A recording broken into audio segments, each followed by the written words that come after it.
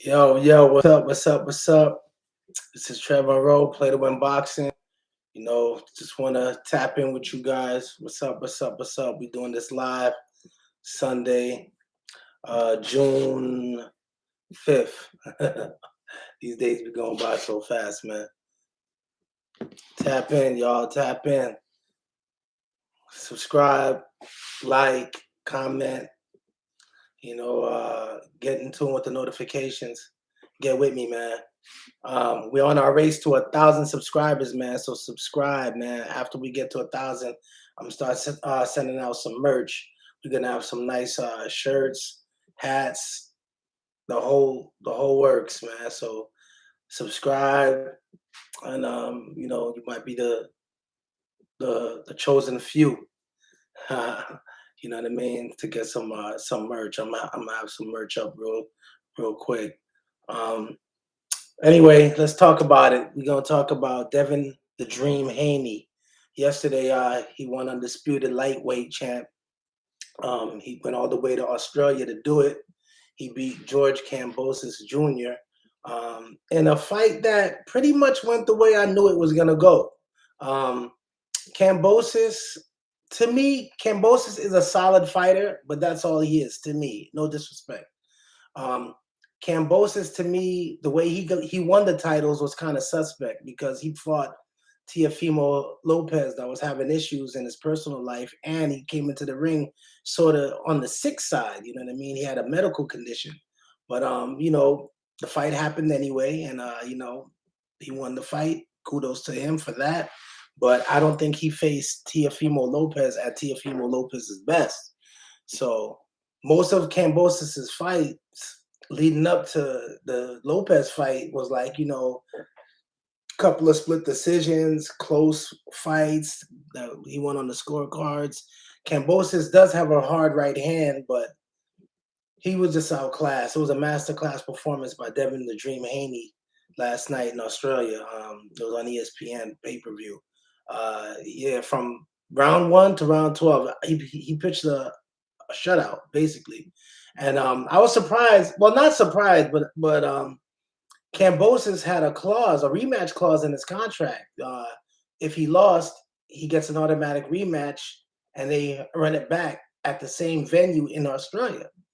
And I'm like, well, that made sense, because like, if they run this back, to me, it doesn't even make sense because now you're losing the fans and stuff like that. Because I already saw what I needed to see, and Kambosos can't do nothing with Haney, and that's just the bottom line. I mean, they could fight Sunday to Sunday, and that's what it's going to be.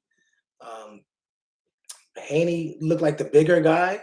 He was the faster guy, and he was the better boxer. Basically, all three things I already knew. And if they if they rematch it, it doesn't really make sense. I mean, I don't even think it'll gross that much money. I don't even think the fans in Australia would come out to see it. Because Kambosos has to go back to the drawing board. He has to go back in the gym and work on a few things. In this lightweight division, from super featherweight to lightweight, there's some killers. There's guys like, Shakur Stevenson, Tank Davis, Devin Haney, Teofimo Lopez, he's campaigning at 40 now. This is the new era of boxing. And I think that's what we're witnessing now. And Kambosos, he's strong, he's durable, but he's not on that elite boxing level with those guys. And I think it's pretty much going to be like that. You know what I mean? He did spar with Manny Pacquiao. He got some rounds in with the legend, but Kambosos, I just feel like the way he got the belt was kind of like Teofimo wasn't at his best. But I'm not going to make no excuses, for Teofimo. But I just think it was kind of suspect the way he got the belts, and that's why there's no surprise that everybody wanted to fight him. Everybody wanted to take those belts from him. Everybody was racing to fight him, because like I said, leading up to him beating Teofimo Lopez, a lot of his fights were split decisions, fights that could have gone either way. So his record to me was still sort of suspect in that aspect. But anyway, the fight went according to how I thought it was gonna go, Haney just basically jabbed him all night, and every time he jabbed him, Kambosos had to reset, and then Kambosos, he basically showed his hand. All he was trying to do was sit on that right hand. He was trying to just get that one shot, and Haney is a slippery dude, man. You know what I mean? He's a slippery dude. Like he's a very good defensive fighter, you know, and Haney wasn't gonna give him that shot, and then that's how the fight pretty much went, man. And Devin Haney, he's 23, so sky's the limit for him. I don't even think we've seen the best of him yet. You know, I think he turned pro at 16 and started taking some fights in Mexico. And the last 7 years, him and his dad just been grinding. You know what I mean? And being that his dad was allowed to get that visa to go to the fight, I knew that was just, you know, the fight was gonna be over. So moving forward, I don't think Haney rematches him unless they threaten to take away the belts. But I think the fight that's gonna happen now is two fights that might happen. It's gonna either be Devin Haney fights Lomachenko, or I've heard Shakur Stevenson calling out Lomachenko. Shakur Stevenson has sparred with Lomachenko before, so now from a recent interview, I saw him say, "Well, he's older now, and Shakur Stevenson feels like he's older and he's at his peak." So that'll be interesting, and it'd be good to see Lomachenko back in the ring, man. We haven't seen Loma since I don't know. Have we seen him after the Lopez fight? I think he had a fight after the Lopez fight. I know with the war in Ukraine, his availability has been kind of shot. But it'll be good to see him against any of these young lions, man. That'd be dope. But yeah, that one from 135 to 140, there's some killers, man. And if you don't know how to box, you're just gonna be out the loop, man. And I think George Kambosos, he is who he is, and he's a good fighter. Again, I'm not down talking him. I respect him, but these guys know how to box, and these guys know how to do a multitude of things. And if you don't know how to do that, you're not going to survive in this era and this period in those divisions. Anyway, moving forward, now that Haney, it looked like he left the zone, he's with ESPN. It'll be interesting to see because ESPN now has Haney and Shakur Stevenson. So I know those guys are, I think they're cordial. I don't know for sure if they're friends, but that'll be an interesting fight. But right now, I don't think anybody beats Shakur Stevenson. The only guys who could probably beat him is probably Terrence Crawford and guys who are like not even in his weight class because Shakur Stevenson is kind of looking like a master boxer. One thing I've seen over the past 3 years of looking at him fight, he's mastered the range, like the art of keeping your opponent at bay while hitting them, you know, and just staying away from the shots. He's mastered that art of range. The only other guy I've seen master that was Floyd Mayweather. So when Floyd was Pretty Boy Floyd, you know, he was a more of a power puncher and he was knocking dudes out.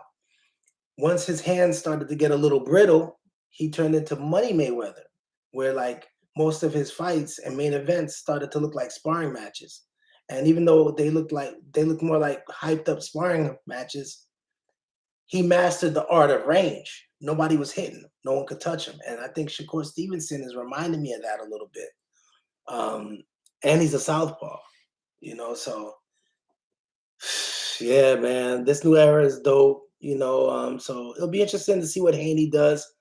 Haney says, you know, if it makes dollars and it makes sense, then he'll rematch Kambosos. If it doesn't, then he's gonna go and move on to greener pastures. And I can't really blame him. But then on the Kambosos side, they'll probably exercise their right in that rematch clause. And if that's the case, then Haney's probably gonna have to do that fight. But I already seen everything I need to see about that. I'm not staying too long. I just wanted to, you know, to highlight and address the current events what happened last night. From what I'm hearing, Terrence Crawford and Errol Spence is close to signing that deal for that fight to happen. The fight looks like it's going to happen in September. So that'll be interesting. Be an interesting build up, and there's a lot of factors moving around that fight as well with both camps. Both camps, I get the feeling they don't really like each other. You know, Crawford has had some choice words for Jamel Charlo, and Jamel Charlo has had some choice words for Terrence Crawford, and Errol Spence, that's his stablemate. So there'll be, I mean, it's gonna be a high intense chess match. And I feel like Errol Spence he's always a fast starter. Crawford, on the other hand, is known to be a slow starter. So like if Crawford doesn't get with it, you know, within the first 2, 3 rounds, like once Spence starts to get his rhythm, he's hard to stop. He's like a freight train. It's hard to stop. But then again, Crawford has those two equalizers, so it could go either way, you know. And Bud could box and bang, so it makes for a great fight, man. So this is Trevor Monroe from Play to Win Boxing, doing this short live. Holla at your boy, man. We got some merch on the way. We trying to get to 1,000 subscribers, and for all the subscribers I got now, thank you, thank you. Let's build this channel together. Let's build this channel together. I'm gonna get you more great interviews and more great content. Subscribe, like, comment, share your opinion, whatever it is. You know what I mean? Let's build this channel together, and trying to hit that 1,000 subscriber mark, man. So once we hit that, we're gonna start sending out merch to a lot of our followers and subscribers, man. So bear with the kid. Um, I'll see you on the next one, man. It's Trevor Monroe, Play to Win Boxing. You know how we get it. Peace.